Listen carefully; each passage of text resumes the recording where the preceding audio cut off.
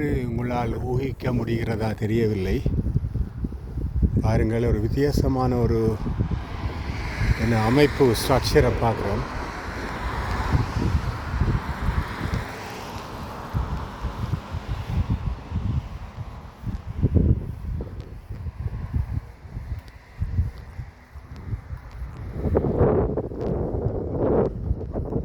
வித்தியாசமான ஸ்ட்ரக்சர்.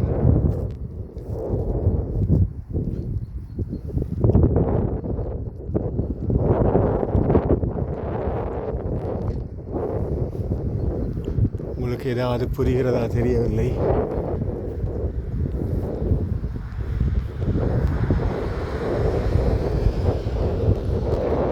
இது Vladimir இவானிச் Lenin, VI Lenin அவர்களுடைய சிலை.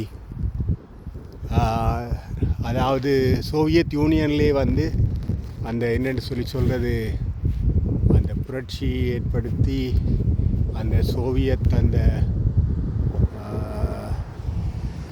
அது என்னென்னு சொல்கிறதற்கு ஒரு சொல்லி இருக்கிறது எனக்கு ஞாபகம் வரவில்லை.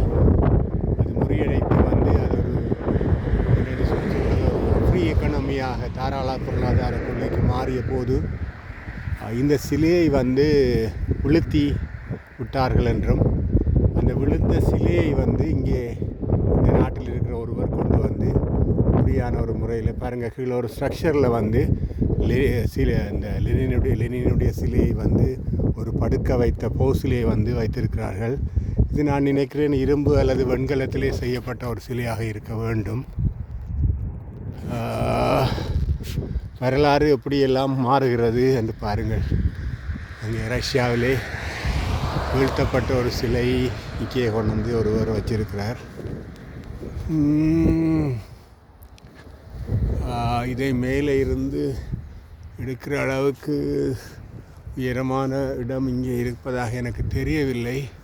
அதாவது மேலே பார்த்து கொண்டு தான் கொஞ்சம் சரிஞ்சிருக்குது சிலை, மேலே தான் பார்த்துருக்கு. என்றாலும் அந்த லெனினுடைய உருவத்தை எங்களால் ஈஸியாக அடையாளம் காண முடியும் என்று நினைக்கிறேன்.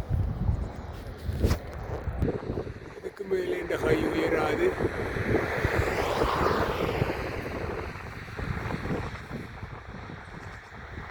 இது இருக்கிற இடத்தையும் மறுக்கா சுற்றி பாருங்கள். இங்கே விவசாய நிலங்கள் தான் இருக்கின்றன. அங்காலே ஒரு மாட்டு பண்ணை இருக்கின்றது இதுக்கு பின்னாலே.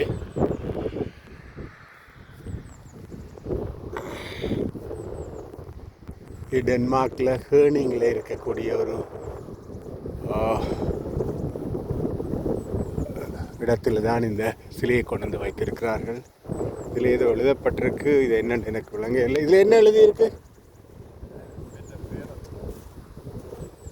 வச்சவற்ற பேரா அல்லது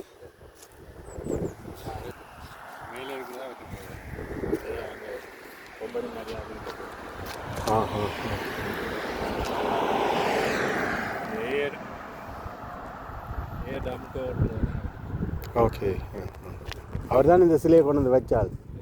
இந்த மேலே இருக்கிற பேரத்தை தான் இந்த சிலையை கொண்டு இதில் வச்சிருக்கிறார்.